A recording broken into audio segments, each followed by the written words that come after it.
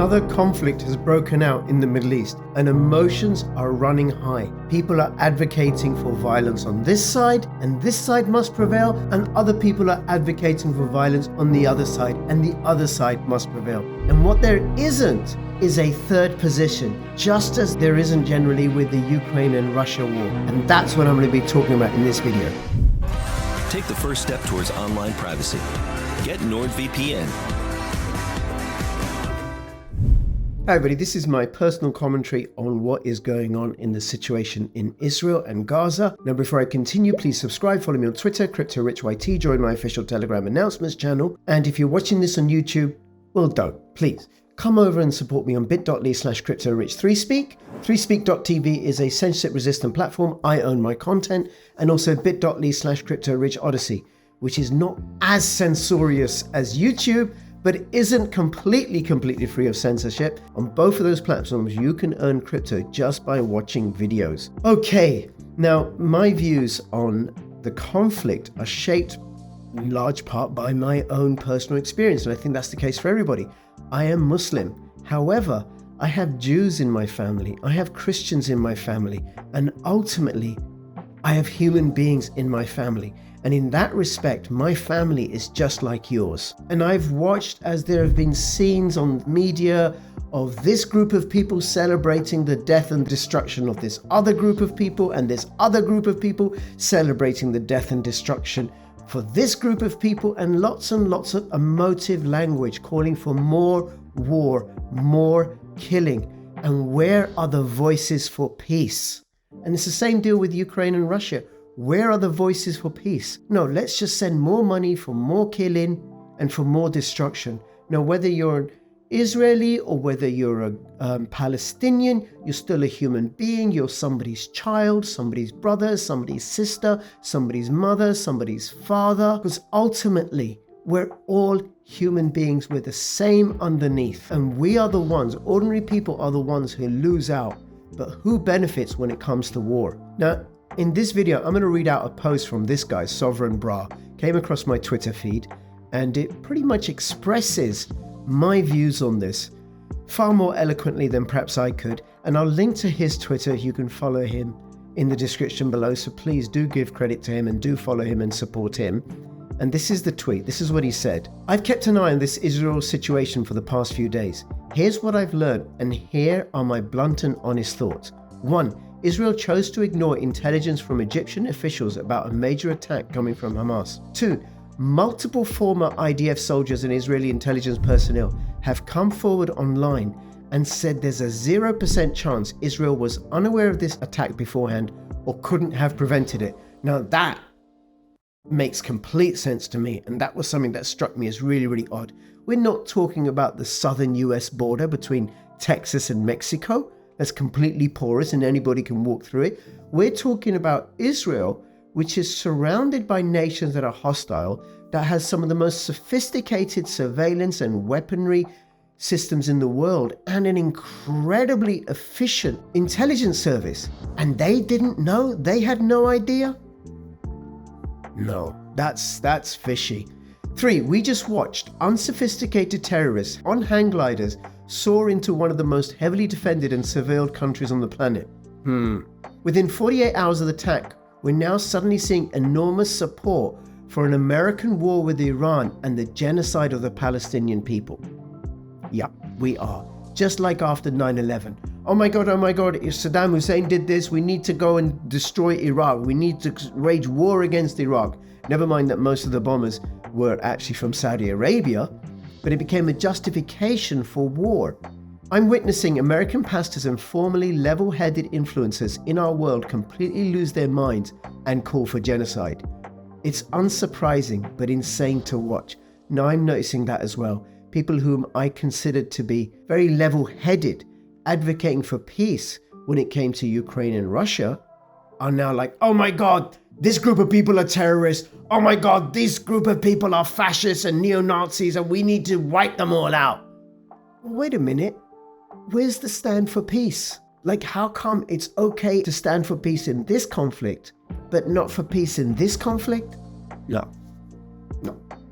There's integrity's out. There's lack of consistency. If the events of the past 3 years have taught me anything, it's that when people get whipped into an emotional frenzy, critical thinking completely goes out of the window. People become highly suggestible and will rush to extremely dangerous conclusions without thinking about the consequences. Now, didn't that happen with COVID? People lost all sense of critical thought. Oh my God, you got to mask up, No, we're not going to go and visit Granny this Christmas. Because people were just terrified, manipulated, and lost all sense of scope and perspective. I think this is what we're all witnessing with this situation in Israel. I'm reminded of Pearl Harbor and 9/11. In both scenarios, the American government received intelligence in advance of the attacks, but chose not to prevent the attacks. Why? The American government was willing to sacrifice the lives of American citizens in order to advance its geopolitical goals. Pearl Harbor gave the justification to enter World War II. 9/11 gave justification to invade the Middle East and drastically expand the American military-industrial complex and our surveillance apparatus. These were brutal and extremely traumatic events for the American public to witness, and the emotional trauma caused people to get whipped into an emotional frenzy. And the same thing is happening now with regards to Israel. Calls for an attack on Iran. Iran is not Iraq. Iran is not some little country that can get walked over. Iran hasn't been colonized or invaded successfully in modern times, and it has a much larger population. Plus, it has two very close, powerful friends in the form of China and Russia. But nevertheless, the war cries for war with Iran go out. And who's going to benefit? Not the people who are killed in this war, not the mothers and the fathers who are going to cry for their dead and injured sons and daughters. No, who will benefit will be the lobbyists for the defense industry and the shareholders of the arms industry. They will benefit. Ordinary people will suffer. In response to Pearl Harbor and 9/11, America wanted one thing in response to these attacks: the blood of our enemies. And that's the same deal in Palestine, it's the same deal in Israel. We want the blood of our enemies. I see the same psyop playing out now. People are whipped into a frenzied bloodlust. In their frenzied bloodlust, people are overlooking some seriously important facts here. Notably, one, that none of this adds up.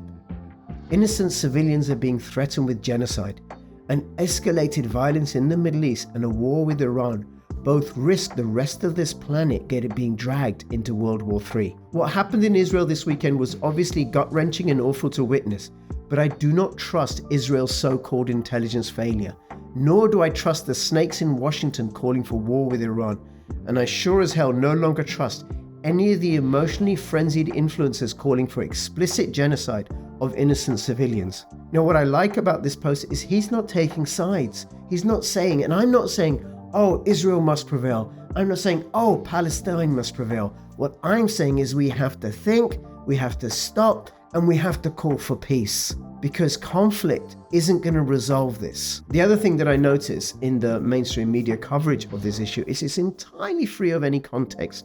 Like somehow this happened out of the blue, ignoring the crimes and misdemeanors on both sides of how this situation came to pass. And it's the same deal with the Ukraine-Russia war. What the mainstream media analysis ignored is the years and years and years and years of friction and conflict that happened before it broke out into a hot war in February 2022. This was a defining moment in history, similar to Pearl Harbor, 9/11, COVID, the beginning of the Ukraine war, etc. And a lot of people just got played hard. And they're going to continue to play us, by the way, because what's happening right now over these last few years is what happens when money dies. When unsound, corrupt money dies, you have all sorts of chaos at a global level. So what you do want to do, gold, silver, Bitcoin, pirate chain. And great relationships. Get connected to local people. People responded by going full mask off, exposing themselves as reckless and incapable of exercising sound judgment in moments of chaos and heightened emotion. And we're now at the brink of World War III because of it. This is all worth noting. There's a high likelihood there will be more chaos throughout the rest of this decade. There will be more psychological operations. There will be more moments in time in which cooler heads ought to prevail, but people will get whipped into an emotional frenzy instead. Keep your wits about you and be cautious in whom you allow yourself to be influenced by. Allow yourself to be influenced by those that are standing for peace, for those that are standing for restraint, for those that are standing for communication and civil discourse to resolve this conflict. Recognize that governments and intelligence agencies spend enormous resources waging psychological operations on social media non-stop when stuff like this goes down. Remember that when chaos is at its peak, history shows there is almost always a hidden agenda being played out, and that hidden agenda is always designed to prey on our base emotions to facilitate a desired end result. Pray for world peace tonight. Comments, questions in the description below. Let me know where you're at, what you think. Stand for peace. And between now and when I see you next, please keep filling your pockets with peace. This is Crypto Rich signing out. All the best. Bye-bye.